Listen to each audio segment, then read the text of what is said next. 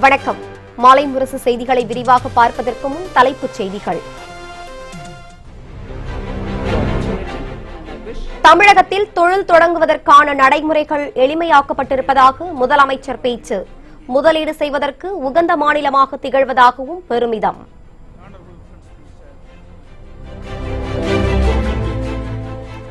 வானூர்தி ராணுவ தளவாட உற்பத்தியில் முதலீடு செய்வோருக்கு மத்திய அரசு முழு ஒத்துழைப்பு வழங்கும். உலக முதலீட்டாளர்கள் மாநாட்டில் மத்திய அமைச்சர் நிர்மலா சீதாராமன் உறுதி.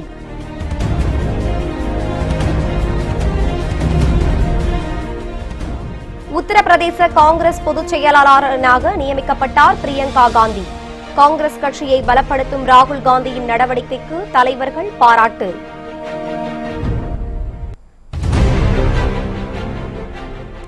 மேகதாது விவகாரத்தில் கர்நாடக அரசை கண்டித்து அறிக்கை வெளியிடாதது ஏன்? முதலமைச்சர் எடப்பாடி பழனிசாமிக்கு திமுக தலைவர் ஸ்டாலின் கேள்வி.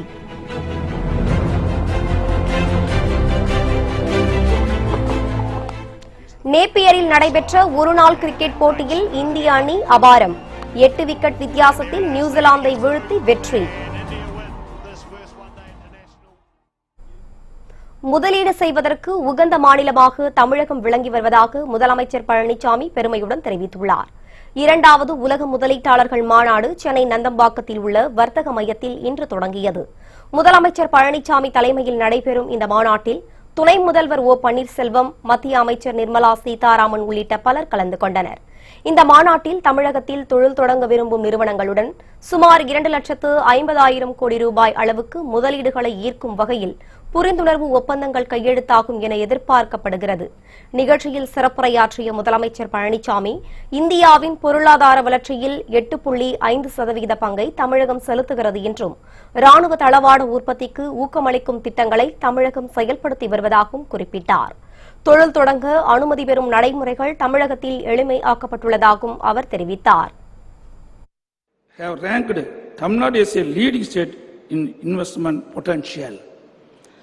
Tamil Nadu's industrial base is diversified and holds the leading position in textiles, leather, automobiles and auto components, heavy and light engineering, electronics manufacture, information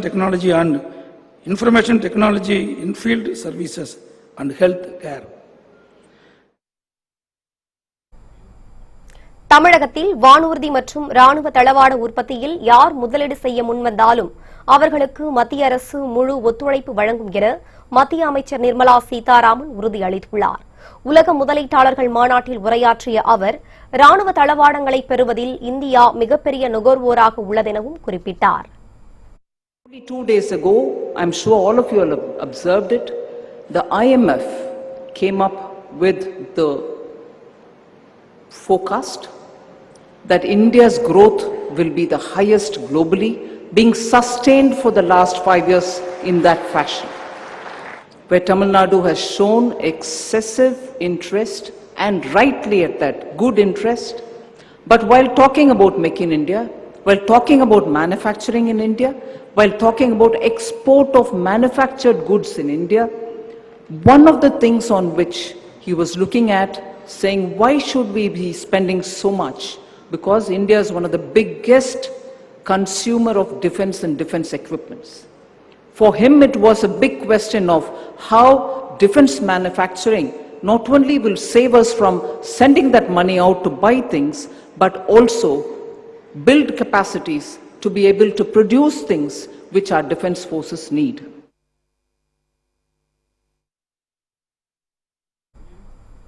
automobile, உணவுப் பொருட்கள் உற்பத்தி என பல தொழில்களில் தமிழகம் முன்னோடியாக திகழ்கிறது என தொழில்துறை அமைச்சர் MC சம்பத் பெருமைப்பட கூறியுள்ளார். Under the able leadership of our Honorable Chief Minister, today Tamil Nadu is ranked as one among the top 3 states. Also, Tamil Nadu is rated as the best performing state. Many independent research institutions like NCEIR and magazines like India Today.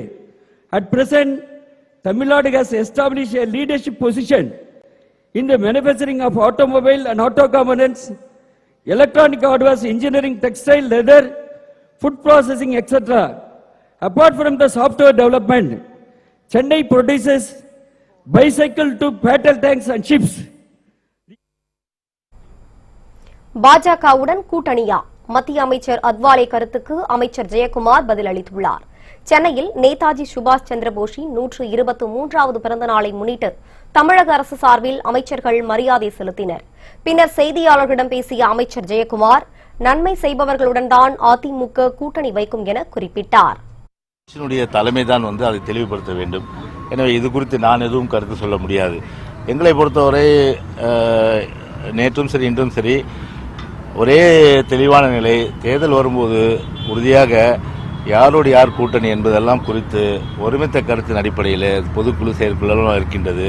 எனவே அப்போது உரிய முடிவுகள் எடுக்கப்பட்டு அந்த முடிவுகள் நம்முடைய மாண்புமிகு முதலமைச்சர்கள் சொன்னது போல நம்முடைய மாநிலத்திற்கு, நம்முடைய தமிழ்நாட்டு மக்களுக்கு நல்லது செய்கின்றவர்கள், மாநிலத்துடைய வளர்ச்சிக்கு உதவுபவர்கள், மாநிலத்துடைய ஏற்றத்திற்கு உதவுபவர்கள், மாநில நலனை பேணி காப்பவர்கள், இந்த அம்சங்களை தாங்கி யார் இருக்கின்றார்களோ அவர்களோடு தான் எங்களுடைய கூட்டணி என்பதை நம்முடைய மாண்புமிகு முதல்வர்கள் தெளிவுபடுத்தியுள்ளார்கள்.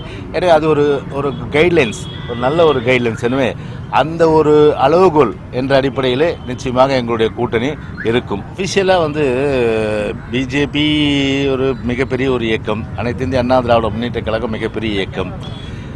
இந்த இயக்கத்தில் இருப்பவர்கள் பொதுவாகவே அவர்கள் ஒரு முன்மொழிகிறார் என்று சொன்னால் அது பிஜேபியிலிருந்து வரணும். ஆனால் அது ஒரு தனிப்பட்ட ஒரு அமைச்சர் கருத்தாக என்று சொல்லும்போது அதை நாம் அது எடுத்துக்கொள்ள வேண்டிய அவசியம் அது கிடையாது.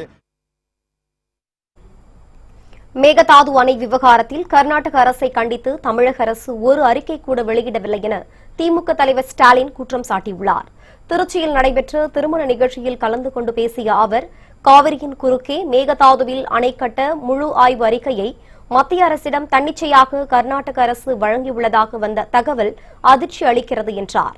தமிழக அரசிடம் அனுமதி பெற்ற மேகதாதுவில் அணை கட்ட அனுமதிப்போம் என மத்திய அமைச்சர் நிதின் கட்கரி கூறியுள்ள நிலையில் கர்நாடக அரசு வரம்பு மீறி நடந்திருப்பதாகவும் ஸ்டாலின் குற்றம் சாட்டினார். ஆனால் முதலமைச்சர் பழனிசாமியோ இதனை கண்டித்து ஒரு அறிக்கை கூட வெளியிடவில்லை என அவர் குறிப்பிட்டார். மேகதாது அணை கட்ட காவிரி பிரச்சனையை மையமாக வைத்து விவசாயிகளுடைய தமிழகத்தில் இருக்கக்கூடிய டெல்டா பகுதியில் இருக்கக்கூடிய தமிழகத்தில் இருக்கக்கூடிய விவசாய பெருங்குடி மக்களுக்கு அதிர்ச்சி தரத்தக்கக்கூடிய ஒரு செய்தியாக இன்றைக்கு கர்நாடக அரசு அந்த மேகதாது அணை கட்டுவதற்கான முழு ஆய்வு அறிக்கையை தயாரித்து மத்திய அரசிடம் வழங்கியிருப்பதாக ஒரு அதிர்ச்சித்தக்க செய்தி வந்திருக்கிறது. ஆக கேரள மாநிலமாக இருந்தாலும் சரி, புதுவை மாநிலமாக இருந்தாலும் சரி, தமிழ்நாடாக இருந்தாலும் சரி, கர்நாடக மாநிலமாக இருந்தாலும் அனைத்து மாநிலங்களையும் கலந்துத்தான் இதை முடிவெடுப்போம் என்று நிதின் கட்கரி அவர்கள் தெளிவாக சொல்லியிருக்கிறார்கள். ஆனால் இன்றைக்கு வந்திருக்கக்கூடிய செய்தி என்ன என்று கேட்டீங்கன்னா, கர்நாடக மாநிலம் தன்னிச்சையாக ஒரு ஆய்வறிக்கையை தயாரித்து ஒரு திட்ட அறிக்கையை தயாரித்து மத்திய அரசு கொடுத்திருக்கிறது. மத்திய அரசு அது மகிழ்ச்சியோடு பெற்றுக் கொண்டிருக்கிறது என்ற செய்தி. சிபெட் நிறுவனத்தின் 50ஆம் ஆண்டு பொன்விழாவை ஒட்டி 3400 மாணவர்கள் மறுசுழற்சிக்கான வடிவத்தில் இன்று உலக சாதனை புரிந்தனர். சிபெட் எனப்படும் மத்திய பிளாஸ்டிக் இன்ஜினியரிங் தொழில்நுட்ப பயிலகத்தின் 50ஆம் ஆண்டு பொன்விழா சென்னையில் நாளை கொண்டாடப்படுகிறது. இதனையொட்டி சென்னை நந்தனம் YMCA மைதானத்தில் 3400 மாணவர்கள் மறுசுழற்சிக்கான குறியீட்டு வடிவத்தில் நின்று சாதனை புரிந்தனர். இதனைத் தொடர்ந்து சிபெட் நிறுவனத்திற்கு உலக சாதனை நிறுவனத்தின் விவேக் நாயர் சாதனை சான்றிதழை வழங்கி பாராட்டினார். பின்னர் செய்தியாளர்களிடம் பேசிய அவர், இதற்கு முன் சென்னையில் மறுசுழற்சி குறியீட்டு வடிவத்தில் 1776 மாணவர்கள் கலந்து கொண்டது சாதனையாக இருந்தது என்று தெரிவித்தார். தற்போது 3400 மாணவர்கள் செய்த சாதனை அதனை முறியடித்துள்ளது என விவேக் நாயர் தெரிவித்தார். சுற்றுச்சூழலுக்கான ஒரு சிம்பிளை கிரியேட் பண்ணி புது ரெக்கார்ட் கிரியேட் பண்ணியிருக்காங்க. இதுக்கு முன்னாடி 1726 பேர் இந்த ரெக்கார்டு வச்சிருந்தாங்க. இன்னைக்கு அந்த ரெக்கார்டை பிரேக் பண்ணி 3367 பேர் சேர்ந்து இன்னைக்கு ஒரு புது ரெக்கார்ட் கிரியேட் பண்ணியிருக்காங்க. இது official Asia book of records entry ஆயிருக்கு. ஸோ சிப்பட் இன்னைக்கு இந்தியா ஃபுல்லாக இருக்க எல்லா குழந்தைங்களும் அவங்களுடைய ஸ்டூடெண்ட்ஸ் எல்லா இடத்துலேருந்து இன்னைக்கு இந்த ரெக்கார்ட் கிரியேட் பண்ணியிருக்காங்க. மெயினாக இந்த ரெக்கார்டு எது கிரியேட் பண்ணியிருக்காங்க அப்படின்னா, அந்த பிளாஸ்டிக்ஸ் ஒழிப்புங்கிற ஒரு இது போயிட்டு இருக்கு. அந்த பிளாஸ்டிக் எப்படி ரீயூஸ் பண்ணலாம், ரீயூஸ் பிளாஸ்டிக் எப்படி பயோடிகிரேடபிள் பிளாஸ்டிக்ஸ் எப்படி யூஸ் பண்ணலாம், அந்த ஒரு அவேர்னஸ் வந்து மக்கள் கொடுக்கணும் அப்படிங்கிறதுக்காக சிப்பட் வந்து இன்னைக்கு இந்த புது ரெக்கார்ட் கிரியேட் பண்ணியிருக்காங்க. முன்னாள் முதலமைச்சர் ஜெயலலிதா நினைவிடம் அமைப்பது தொடர்பான வழக்கை சென்னை உயர்நீதிமன்றம் தள்ளுபடி செய்துள்ளது. சொத்து குவிப்பு வழக்கில் தண்டனை பெற்ற ஜெயலலிதாவிற்கு நினைவிடம் அமைப்பது தவறான முன்னுதாரணம் ஆகிவிடும் என்றும், கடலோர ஒழுங்குமுறை விதிகளை மீறி நினைவிடம் அமைக்கப்படுவதாகவும் எம்எல் ரவி என்பவர் வழக்கு தொடர்ந்திருந்தார். மேல்முறையீடு காலத்தில் ஜெயலலிதா உயிரிழந்து விட்டதால் அவருக்கு எதிரான குற்றச்சாட்டுகள் கைவிடப்பட்டதாகவும், இன்றைய தேதியில் குற்றவாளி இல்லை என்பதால் அரசு சார்பில் கொள்கை முடிவு எடுக்கப்பட்டு நினைவிடம் கட்டப்படுவதாகவும் அரசு தரப்பில் வாதிடப்பட்டது. மாநில கடலோர ஒழுங்குமுறை மேலாண்மை மண்டலம், சென்னை மாநகராட்சி ஆகியவற்றின் அனுமதி பெற்று கட்டுமான பணிகள் நடந்திருப்பதாகவும் தெரிவிக்கப்பட்டது. இருதரப்பு வாதங்களையும் கேட்ட நீதிபதிகள் தீர்ப்பை ஒத்திவைத்திருந்தனர். இந்நிலையில் இந்த வழக்கில் இன்று காலை விசாரணைக்கு வந்தது. வழக்கை விசாரித்த நீதிபதிகள் ஜெயலலிதா நினைவிடம் தொடர்பான வழக்கை தள்ளுபடி செய்தது. ஜாக்டோ ஜியோ அமைப்பின் வேலைநிறுத்த போராட்டத்தை முடிவுக்கு கொண்டுவர முதலமைச்சர் நடவடிக்கை எடுக்க வேண்டும் என ஒருங்கிணைப்பாளர் ரங்கராஜன் வலியுறுத்தியுள்ளார். பழைய ஓய்வூதிய திட்டத்தை மீண்டும் அமல்படுத்த வேண்டும் என்றும், ஊதிய முரண்பாடுகளை களைய வேண்டும் என்பன உள்ளிட்ட 9 அம்ச கோரிக்கைகளை வலியுறுத்தி ஜாக்டோ ஜியோ அமைப்பினர் நேற்று முதல் காலவரையறையற்ற வேலைநிறுத்த போராட்டத்தில் ஈடுபட்டு வருகின்றனர். 2வது நாளான இன்று சென்னை மாநகராட்சி அருகே உள்ள பெரியமேடு சாலையில் மறியல் போராட்டம் நடைபெற்றது. இந்த போராட்டத்தில் ஒருங்கிணைப்பாளர் ரங்கராஜன் உட்பட ஏராளமான அரசு ஊழியர்கள் மற்றும் ஆசிரியர்கள் கலந்து கொண்டனர். அப்போது செய்தியாளர்களை சந்தித்து பேசிய ரங்கராஜன், இந்த வேலைநிறுத்த போராட்டத்தை முடிவுக்கு கொண்டுவர முதலமைச்சர் நடவடிக்கை எடுக்க முன்வர வேண்டும் என கேட்டுக் கொண்டார். ஆசிரியர்கள், அரசு ஊழியர்கள், அரசு பணியாளர்கள் இன்றைய தினம் மறியல் போராட்டத்தில் ஈடுபட்டு எங்களுடைய கோரிக்கைகளை நிறைவேற்றும் வகையில், நாங்கள் தமிழக அரசை நிர்பந்திக்கக்கூடிய வகையில் இந்த மறியல் போராட்டத்தை நடத்தி கொண்டிருக்கிறோம்.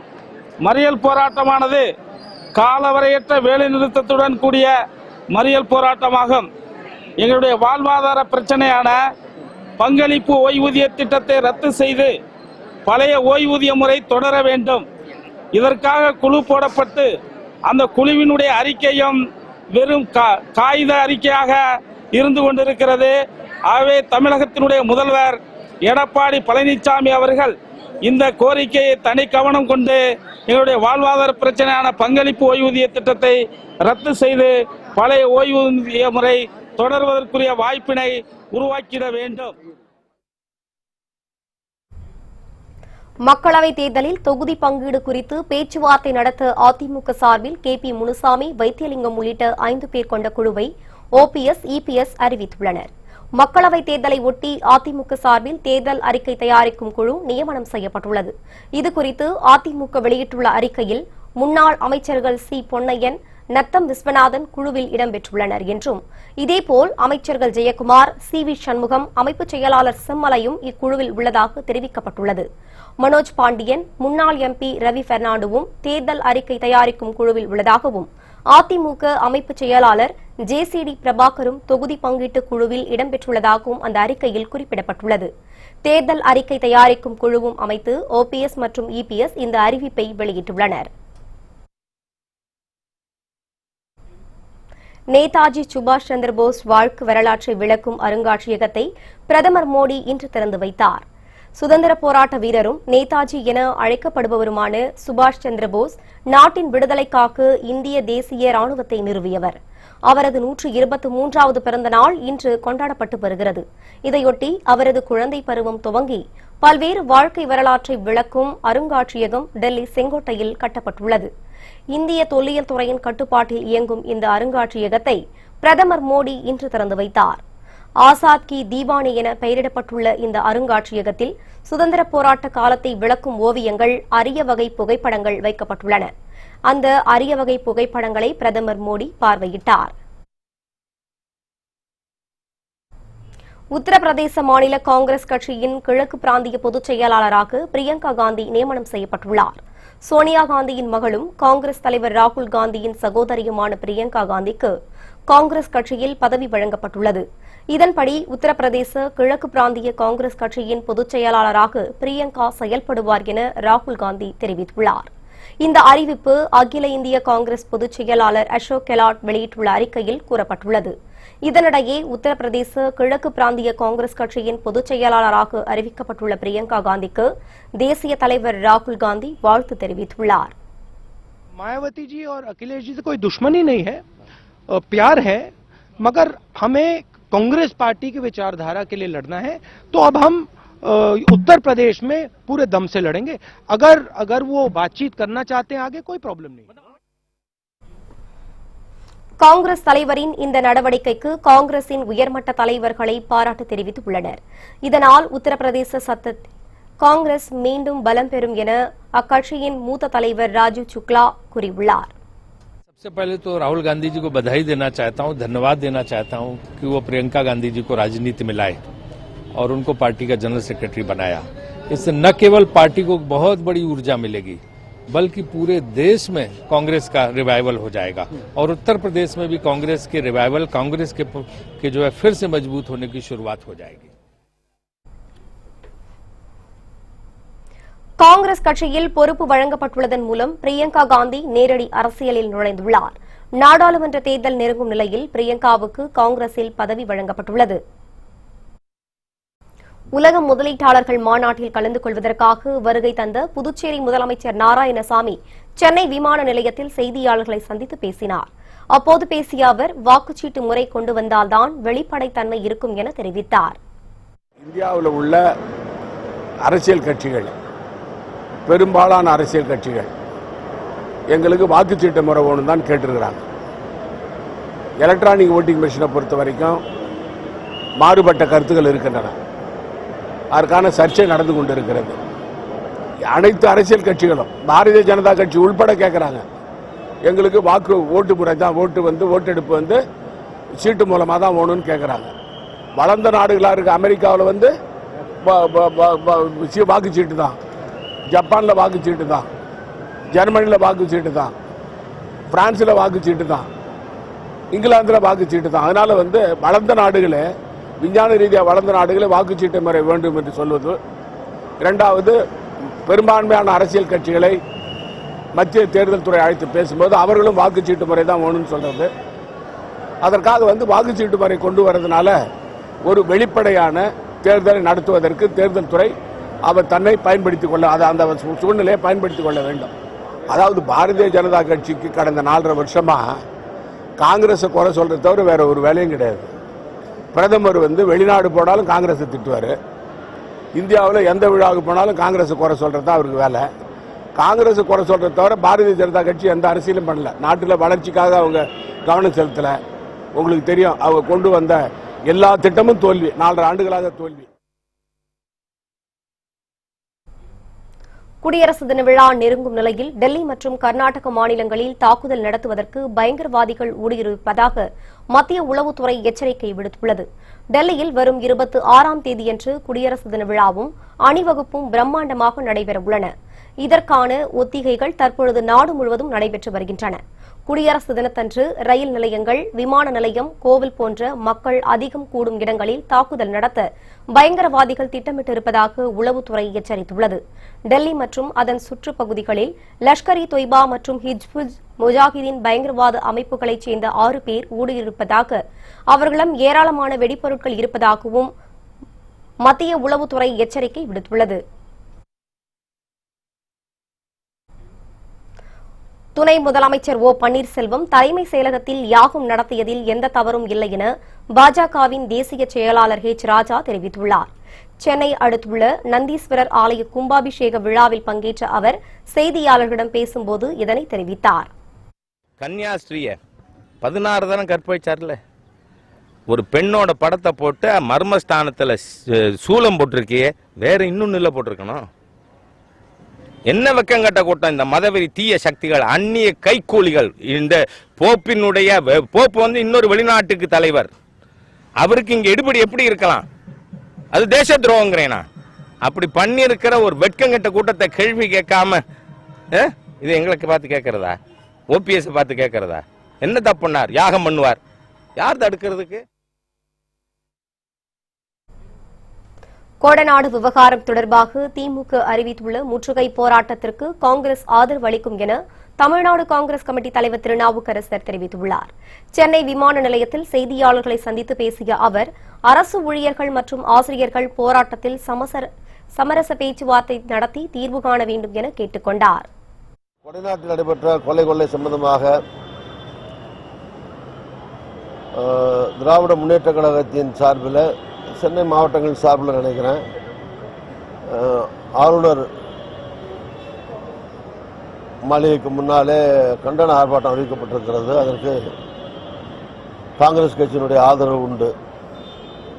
அரசு ஊழியர்கள் ஆசிரியர்கள் போராட்டம் நடைபெறுகிறது. அதில் போராட்டத்தில் ஈடுபட்டால் சம்பளம் தரமாட்டோம் என்பதும், போராட்டத்தில் ஈடுபடுபவர்களை ஒடுக்க அரசு முயற்சிப்பதும் தவறு. இது ஜனநாயக விரோதமான செயல். எனவே போராட்டத்தில் ஈடுபடக்கூடிய அரசு ஊழியர்கள் சங்கங்கள், ஆசிரியர்கள் சங்கங்களுடைய பிரதிநிதிகளை அழைத்து சம்பந்தப்பட்ட முதலமைச்சரோ சம்பந்தப்பட்ட அமைச்சர்களோ அதிகாரிகளை வைத்துக் கொண்டு பேச்சுவார்த்தை நடத்தி அவர்களுடைய குறைகளை போக்குகிற விதத்தில் கோரிக்கைகளை நிறைவேற்ற தமிழக அரசு உரிய நடவடிக்கைகள் எடுக்க வேண்டும். ஆரம்ப பள்ளிகளெல்லாம் ஆசிரியர் போராட்டத்தாலே மூடி கிடக்கின்றன. பல அரசு அலுவலகங்கள் செயல்படாமல் உள்ளன. அதற்கு மாற்று ஏற்பாடுகளை செய்து கொண்டு புதுசாக வாத்தியார் போட்டு ஸ்கூல் நடத்த முடியாது, மாணவர்களுக்கு பாடம் நடத்த முடியாது. அதனால் பேச்சுவார்த்தை மூலமாக தீர்வு காண அரசு முயற்சிகள் எடுக்க வேண்டும்.